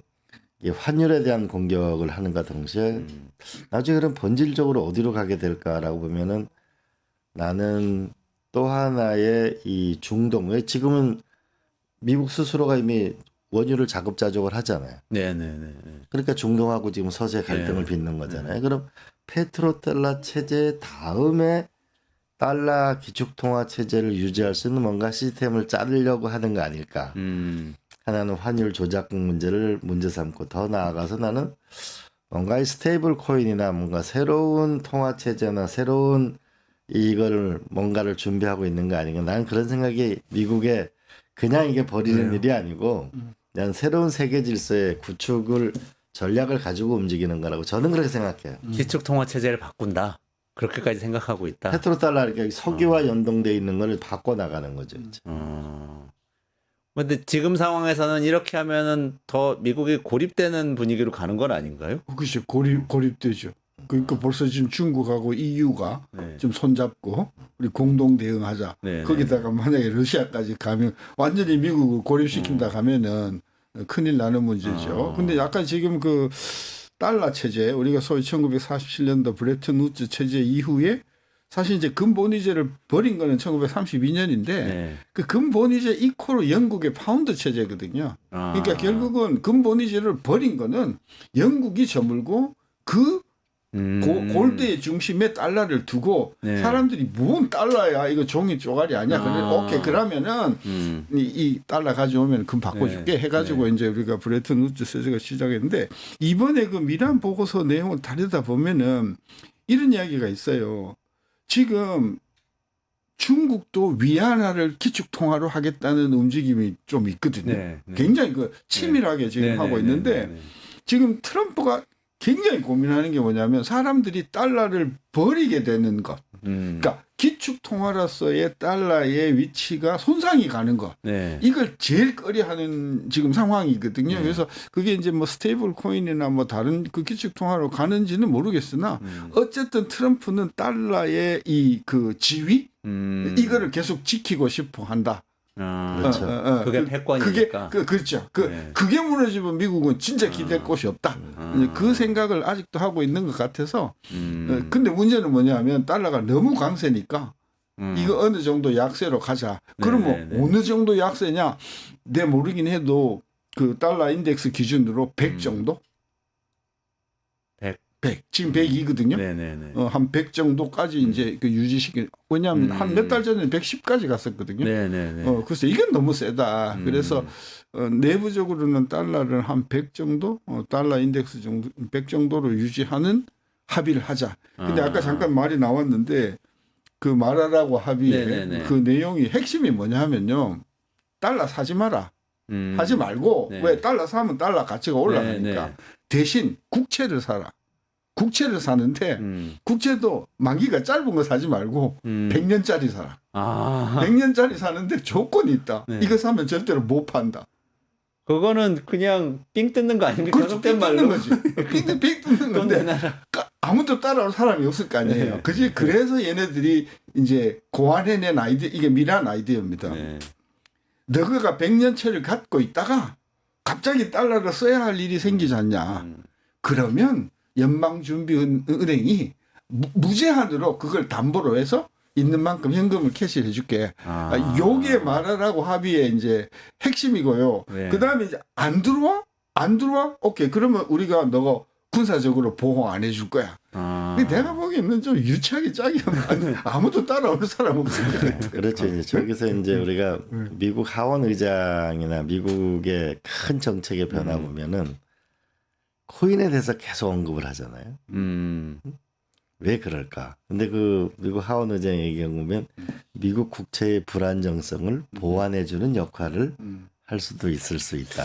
이런 얘기인데 그래요? 결국은 현재 이 페트로달러 체제에 묶여져 있는 이것에 뭔가 지금 변화를 꾀하려고 하는 전략을 가지고 움직이고 있는 건 맞는 것 같은데 그게 과연 어느 정도 현실성이 있을지 이제 이거는 두고 봐야 될 문제인데 근데 이렇게 되든 저렇게 되든 우리가 과거에는 우리가 지난 정부 때는 마치 코인 이렇게 얘기하면 저건 완전히 무슨 사기꾼들 범죄자 이렇게 생각했는데 네. 미국의 정책이 변화되고 있잖아요. 그러니까 네. 미국하고의 일정 부분 리스크를 줄이면서 보완 효과를 갖는 제도 설계는 해놓는 게 필요할 거라고 저는 봐요. 상상력을 최대한 발휘를 해보자면 코인이 어쨌든 그런 말씀하신 역할을 하려면 국제 결제에 사용이 되거나 아니면은 외환 보유고처럼 이렇게 자산으로 보유할 수 있거나 국가가 이렇게 돼야 되잖아요.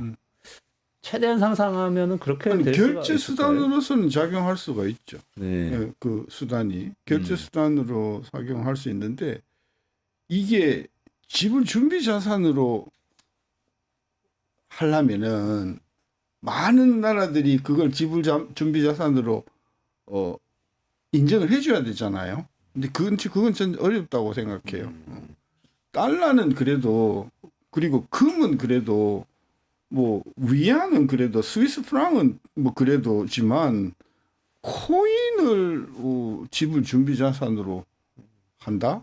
그거는 그래서 왜 그 트럼프가 처음에 그 이야기를 했었잖아요. 코인을 그 지불 준비 자산으로 미국이 해야 된다고 그랬다가 난리가 났거든요. 난리가 나니까 결국은 우리가 그걸 사자는 이야기가 아니고 범죄 단체로부터 회수한 것만 회수한 우리가 거를. 하자. 근데 회수한 걸 안 팔겠다. 그죠. 거죠? 안 팔고 유통 안 하고. 근데 좀 궁색한 것 같아. 그러니까 준비가 안 돼 있는 것 같아. 그쪽 분야에 있어서. 아니, 경제학자 선생님들은 이렇게 항상 말씀하시더라고요. 근데 또 이렇게 또 업계에 계신 분들 또 이제 상상력이 풍부하신 이렇게 이광재 교수님 같은 분들은 또 이렇게 상상력을 펼치시고 좋습니다. 약간 이렇게 얘기를 틀어서요. 저 정도 하겠죠. 아마 금융기관에서 뭐 매입할 수 있는 뭐 1%, 1%, 2%, 2% 자산으로 편입해 놓는 편입할 수 그 정도 있게 하게 하는 포트폴리오에. 알겠습니다. 그거는 전문적으로 한번 더 알아봐야 될 것 같은데. 아까 제가 모두에 말씀드렸는데 어쨌든 지금 관세 전쟁이 미국 중국 사이에 강하게 벌어지고 있는 거 같지 않습니까? 아까 묻고 더블로가 이런 분위기로 트럼프가 나오는데 이거는 결국에는 어떻게 될까요? 이게 지금- 전형적인 포커 게임입니다. 왜냐하면 1월 20일 날 취임하고 나서 그 트럼프가 대통령 명령을 executive order를 한 100여 개 냈거든요. 근데 거기 들여다보면 우리는 중국으로부터 양보를 얻어내는 게 목적이다. 우리는 중국하고 장기적으로 우호적인 그런 관계를 유지하고 싶다라고 하는 문장이 있어요. 네. 그래서 얘네들이 중국을 때리는 거는 우리가 알고 있는 중국으로 그냥 박살을 내 가지고 완전 지구상에서 지워버리겠다는 뜻이 아니고 싸움을 어느 정도 이렇게 줄이고 중국하고 말하자면 원만한 그 미국이 수용할 수 있는 정도의 공정한 무역으로 가는 거를 바라고 있다 하는 문장이 있었거든요. 제가 글을 놓고 그래서 미국이 처음에 이제 뭡니까 기존 관세에다가 20%를 때렸잖아요. 20%를 때렸을 때 이제 미국에서는 중국이 뭔가 좀 이렇게 협상하자고 나올 줄 알았거든요. 네. 안 나왔거든요. 네. 그러니까 34%를 네. 때렸거든요. 안 나왔거든요. 네. 보복관세. 그런데 보복관세 딱 그러니까 이제 그냥 50 몇 프로인가 뭐 해가지고 104%를 만들었는데 저는 아마 조만간 6개월 안 가서 중국하고 저는 타협을 하고 저는 이번에 관세 정책의 기본 타겟은요 중국이 아니고 저는 EU하고 동남아시아라고 봐요. 그래서 상호 관세 넣은 거 보시면은요 네. 48% 49% 나라들이 전혀 엉뚱한 나라들이었거든요. 예를 들면 타일랜드, 뭐 그다음에 태국, 태국하고. 그다음에 또 마다가스카르. 마다가스카르. 그러니까 그 무역이 많이 공식이 있나? 웃기는 공식이긴 하나 어쨌든 40% 넘어가는 나라들이 전혀 상상도 못하던 그런 나라들이 나왔잖아요. 저는 그래서 이 관세 전쟁은 일단은 한바탕 그냥 소동을 하고 마무리 단계는 저는 넘어갈 것 같고 진짜 우리가 걱정해야 될 거는 환율 정쟁. 얘네들이 지금 이야기하는 마라라고를 포함한 환율에 대해서 어떤 입장을 가지고 오는가. 그거에 오히려 더 큰 충격이 될 가능성이 크다. 왜냐하면 이게 지금 자충이거든요. 달러를 약세를 끌고 가면 미국 시장에서 돈이 어마어마하게 빠져나갈 수가 있잖아요. 그걸 막아야 돼요. 그러니까 제조업을 살리려면 환율이 약세가 돼야 되는데 약세가 되면 또 미국에서 자본이 빠져나가니까 이러지도 저러지도 못하는 저는 그런 환경에 처해 있어서 얘네들이 이걸 어떻게 풀어나갈지 앞으로 그래서 하반기가 되면 이게 관세 문제가 어느 정도 마무리가 되면 환율이 전 세계 금융시장이 큰 이슈가 될 거라고 봅니다. 아마 일단 그 관세로 크게 압박해 놓고 카드를 가져오라는 거 아니에요. 그렇죠. 카드를 뭐 투자를 얼마 할 거라든지 가져오면은 그다음에 협상 여지가 있다. 아주 전형적인 이 비즈니스 협상 전략인데 강자 중심의 협상 전략이죠. 네네네. 이제 그런 걸로 보면 이제 우리나라가 어떻게 할 건가라 보면 이게 원팀이 돼야 되는데 정부하고 기업하고. 네. 근데 얼마 전에 정선 우리 회장이 가가지고서 투자하겠다라고 했는데 바로 며칠 있다가 그냥 한국 관세. 그러니까요. 가서 분위기 좋았는데 정의선 회장하고 선포하고. 그래서 저는 그거 할 때 잘한 거다. 근데 과연 그게 정부하고 얘기가 돼서 큰 보따리를 준비해 놓고 하는 걸까? 근데 그게 아니고 이제 사탕 한 개 주고. 단독으로 가서. 얼마 전에 또 그 산자부 장관 때는 대한항공이 또 비행기를 수십조 달러 사겠다. 라고 했는데 또 그것도 뭐냐면 그냥 간 거고. 우리 최태원 회장하고 얼마 전에 간 거는 정부가 가달라고 해서 갔는데 그 미국 국회가 회기가 안 열리는 동안에 가버린 거예요. 효과가 그랬어요? 없는 거죠. 그러니까 네. 이 지금 정부가 기업을 보호해주지 못하고 있다. 사실 미국의 백악관이 바로 기업한테 연락해서 투자하라고 하고 있거든요. 거의 미칠 지경이잖아요. 그렇잖아요. 그렇죠. 그럼 이게 정부가 결국 기업하고 협상 전략을 다 짜서 그러면 이제 우리가 언제 협상을 이제 결국 차기 대통령이 할 수밖에 없잖아요. 네네. 그럼 큰 틀의 협상을 주고받고 하는 이런 원팀과 이 큰 전략이 필요해 보여요. 그러지 않으면은 이제 뭐 꽃감 한 개 주고 또 얻어맞고 뭐 이제 사탕 한 개 주고 또 얻어맞고 이렇게 될 가능성이 많고 지난번 바이든 대통령 시절에 130조 투자한다고 했는데 아직 우리 삼성전자 준다는 보조금 못 받고 있잖아요. 그렇죠. 우리는 미국에 투자한 곳이지 무슨 바이든 대통령을 믿고 한 건 아니잖아요. 네. 미국이 왜 이런 글로벌 스탠더드에 맞지 않는 나라인가라고 또 싸움도 해야 되고 그죠? 그러면서 우리가 좀 이렇게 미국을 땡기는 전략이 또 뭘까를 빅딜 전략이 뭘까를 난 생각해야 된다고 봐요. 그러지 않으면 일방적으로 거기 계속 오면 계속 거기에만 대응하다가 보면 우리가 어려움에 처하게 되는 거죠. 한덕수 총리 대통령 권한대행이 트럼프하고 통화했다고 얘기가 나왔는데 또 뭐 트럼프는 트위터에 올린 거 보니까 X죠 지금 올린 거 보니까 뭐 여기 이제 주한미군 주둔비 왕창 받겠다 뭐 이렇게 막 올렸더라고요. 통화했는데 얘기 다 됐다는 식으로 하던데 이럴 때 어떻게 해야 돼요? 진짜 저는 걱정됩니다. 처음부터 그 이현재 교수랑 같이 쓴 책 있잖아요. 자, 500억 달러 우리가 흑자 보는데 우리가 1년에 에너지 수입하는 게 1,700억 달러다. 우리나라가 전체적으로 전체적으로 에너지 수입하는 게 94% 수입하니까 일본이 수입하는 게 1,800억 달러다. 그러면은 우리가 미국 에너지를 사줄게. 라고 아주 판을 크게 던지자. 그러면 이제 이거에 대해서 트럼프 대통령은 알래스카 걸 사라. 그리고 가스관도 해라. 이렇게 나오는 거잖아요. 그럼 일단 우리가 에너지를 사는 입장이니까 유리한 입장 아니에요. 물론 가스관은 경제성이 마땅치 않죠. 근데 대만은 투자하겠다. 이시바 시게루 수상은 투자하겠다라고 지금 거의 입장이 나오고 있어요. 그럼 우리가 한국하고 일본하고 공동으로 에너지를 구매하겠다라고 한국하고 일본하고 같이 나서면 그러니까 미국한테는 좀 더 유리하잖아요. 그러니까 이거 500억 달러 시시하게 이런 거 가지고 하지 말고 우리가 큰 틀의 에너지 동맹을 이루면서 협상을 하자라는 큰 걸 던져서 유리한 지위를 갖는 거. 응? 그렇잖아요. 그다음 두 번째는 방위비 얘기하지만은 28,000명 얘기하지만 사실 미국하고 또 트럼프 대통령 얘기를 보게 되면 방위 산업하고 조선 산업은 또 우리와 긴밀한 협력 없이는 미국의 저 이제 항공모함하고 구축함을 어떻게 할 거예요, 저걸.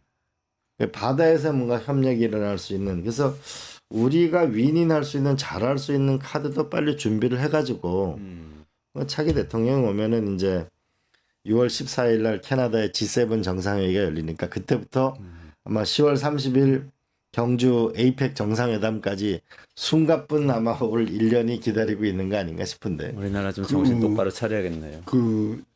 아까 그 부분에 제가 동의를 하는 게 뭐냐면 미국이 제일 겁을 낸다고 할까? 그게 뭐냐면 그러니까 미국이 편한 게 뭐냐면 미국 대 한국, 미국 대 일본 각계 전투잖아요. 그러니까 걔네들이 제일 두려워하는 게 이게 공동 전선을 저는 구축하는 게 저는 저는 겁이 날 거라고 봐요. 그런 면에서 저는 정의선 그 회장이 좀 섣불렀다고 생각하는 게 그 사실 정의선 회장만 간 게 아니고 손정희도 가고 그랬거든요. 그러니까 일본 기업가들도 많이 갔어요. 그러니까 우리 공동 전선을 형성해야 된다는 거죠. 그러니까 정의선 회장이 손정희한테 회장 당신네도 할 거냐, 우리도 할 거냐, 우리 같이 하자.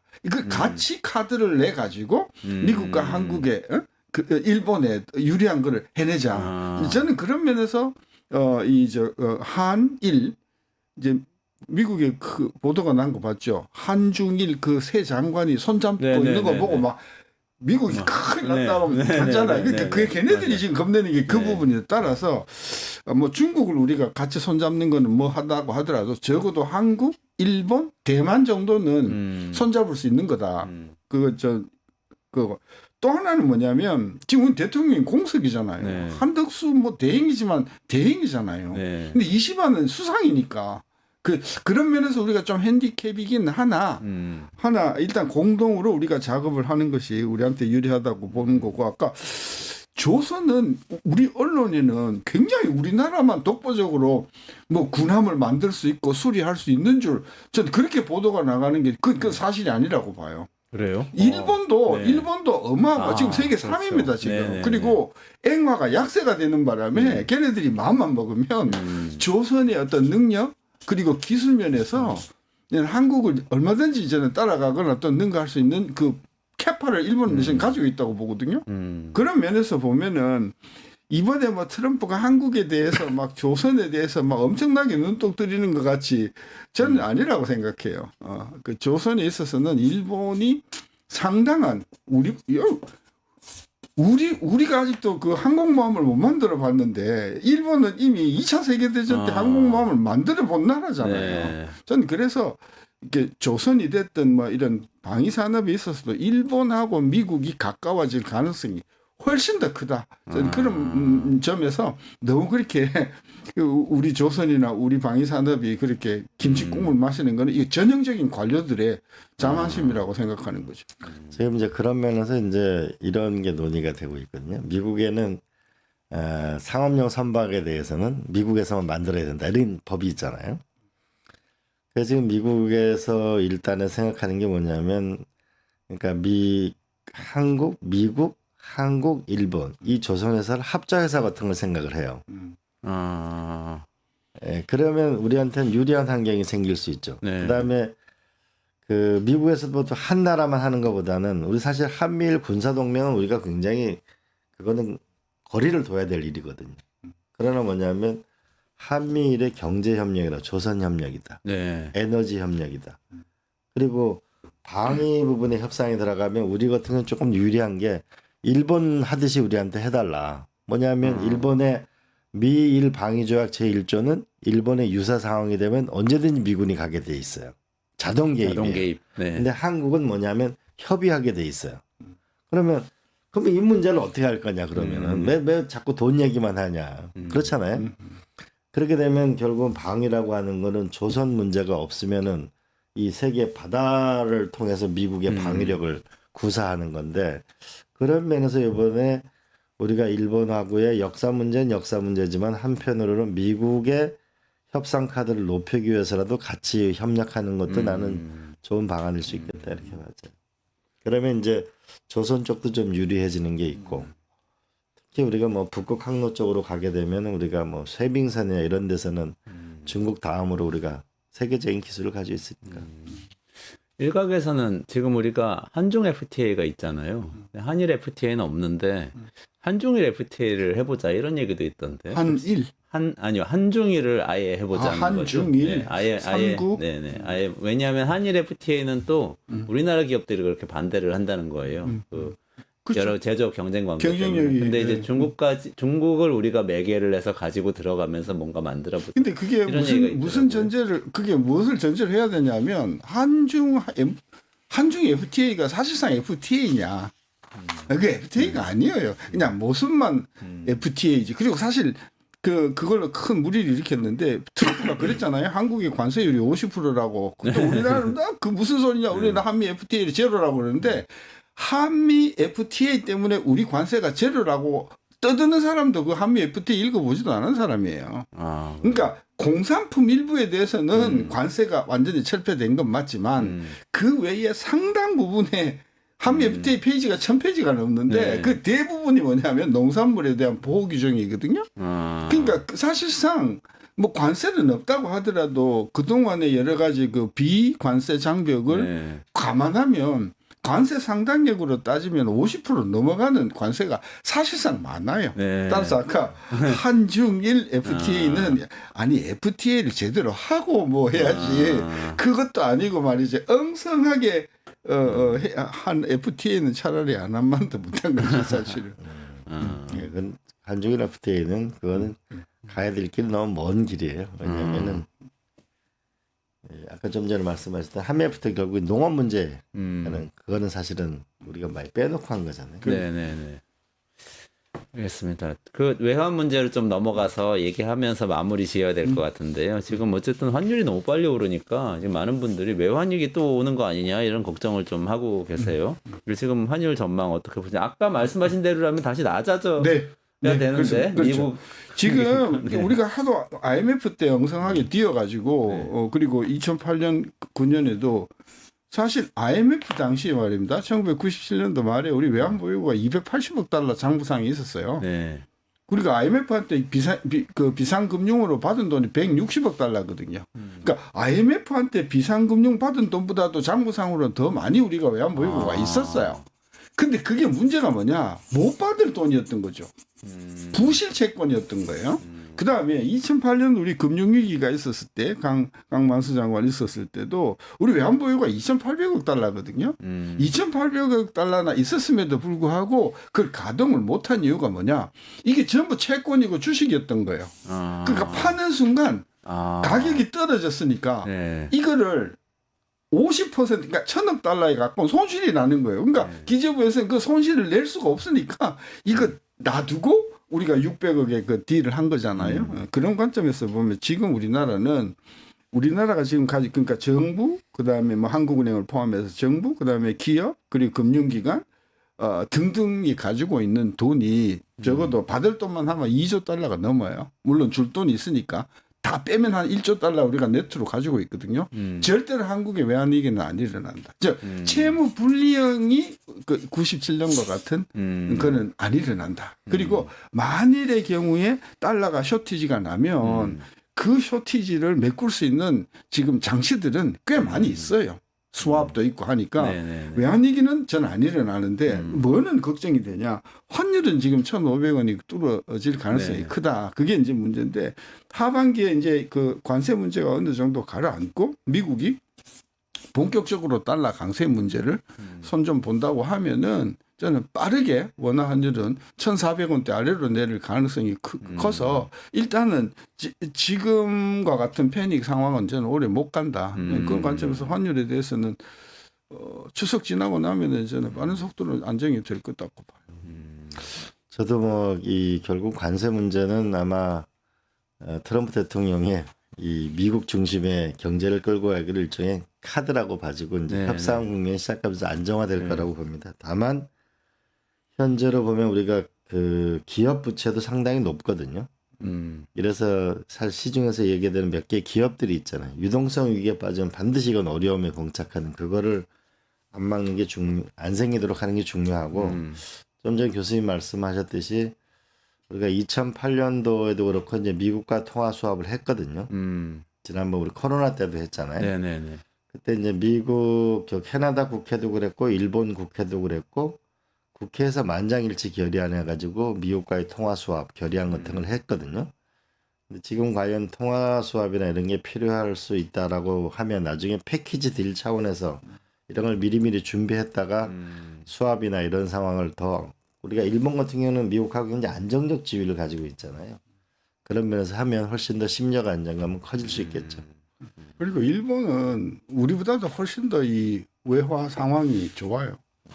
그리고 일본은 뭐 기축통화는 아니지만 만일의 경우가 딱 생겼을 때 일본은행이 앵화를 찍어가지고 야 달러 좀 바꾸자 그러면 줄 서서 바꿀 그 동원할 수 있는 돈이 몇 조 달러 되거든요. 근데 우리가 만약에 상황이 돼갖고 우리 신사임당 할머니 찍어가지고 달러 좀 바꾸자 그러면은 그 아무도 안 할 거다. 그런 면에서 저는 일본은 우리가 생각하는 것만큼 그렇게 약한 나라가 아니다. 얘네들이 금융적으로도 그러고 기술적으로도 그러고 우리보다 벼스 위의 나라다라는 사실을 우리가 너무 간과하는 것 같아서 그리고 이번에 트럼프도 좀 있으면 이제 나타나겠지만 우리가 지금 25% 일본이 24%인데 저는 빠르게 일본하고 협상해가지고 저는 일본의 경우에 관세율이 10% 아래로 곧 떨어질 거라고 봅니다. 아 그래요. 그 상호 관세율. 아마 우리도 아마 협상을 우리도 미국하고 또 서로 주고받을 게 많이 있으니까 그렇게 될 거라고 보고 결국은 오늘은 우리가 그 일본과의 역사 문제는 역사 문제지만 일본과의 협력을 가지고 뭐냐면 미국과의 협상을 같이 해나가는 거. 왜냐하면 미국이 사실은 지금 어렵거든요.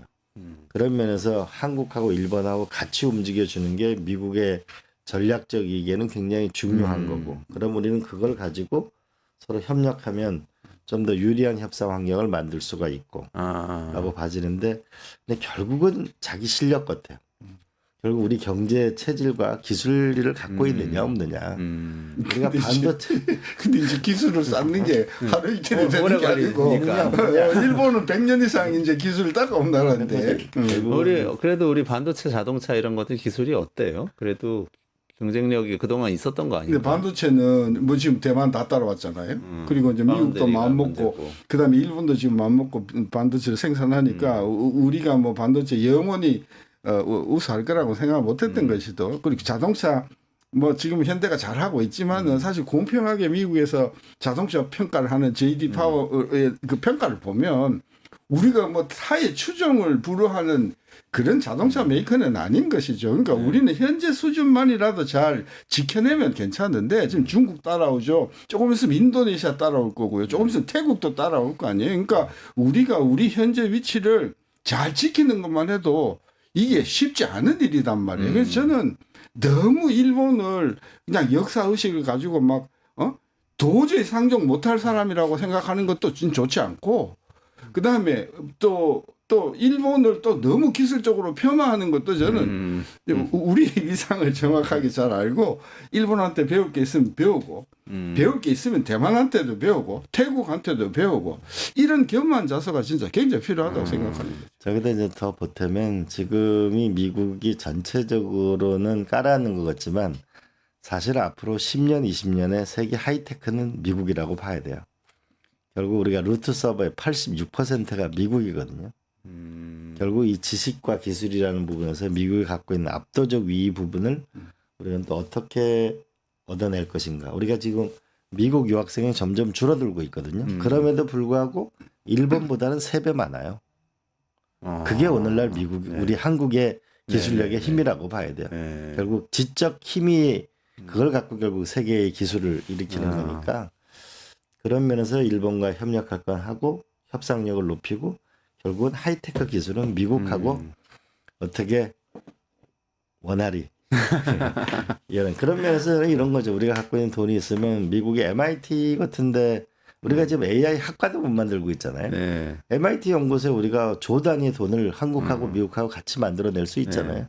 그러면 거기에 있는 인력이 한국에 올 수도 있고 우리가 MIT에 보내서 연구할 수도 있고 그런 결국은 하이테크 AI 기술을 어떻게 받아들이느냐. 그래서 AI 경제로 대전환을 이뤄내면 기회가 있는 거고 그걸 못 만들면 어려운 거고. 그런 것 같아요. 알겠습니다. 오늘 여기까지 해야 될 것 같아요. 네. 요약하자면 한국과 일본이 손을 잡고 미국하고 잘 협상력을 가지고 잘 해서 관세의 이 파고는 잘 넘어가 보자. 그리고 장기적으로는 미국의 하이테크, 지식, 기술 잘 협력해서 우리가 그 기술력을 갖도록 노력을 해보자. 이렇게 정리를 해보면 되겠죠? 네. 네. 오늘 같이 말씀 나눠주신 신세돈 숙명여대 교수님 그리고 이광재 명지대 석좌 교수님이었습니다. 이원재 끝내주는 경제 매일 오후 5시 45분에 진행하고요. 내일도 라이브로 끝장 뉴스 5시 끝내주는 경제 45분 그렇게 진행하도록 하겠습니다. 두 분하고 같이 인사드리고 물러가겠습니다. 네. 고맙습니다. 네.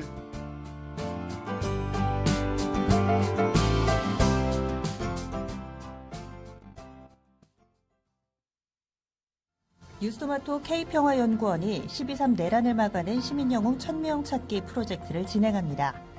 비상계엄 선포 이후 국회, 광화문, 남태령, 한남동 공관, 헌법재판소 등지에서 내란을 막고 탄핵소추를 이뤄낸 시민영웅 1000명을 찾아내 대한민국 민주주의의 역사로 기록하고 시상의 본보기로 삼음으로써 민주주의를 더 널리 확산하기 위한 프로젝트입니다. 이 과정에 직접 참여했거나 참여자를 추천해 주실 분들은 우측 제보하기 QR코드나 아래 메일로 추천 및 제보해 주세요. 민주시민 여러분의 많은 참여 바랍니다. 뉴스토마토 K평화연구원과 함께 해주실 분들의 추천 제보 및 후원을 기다립니다.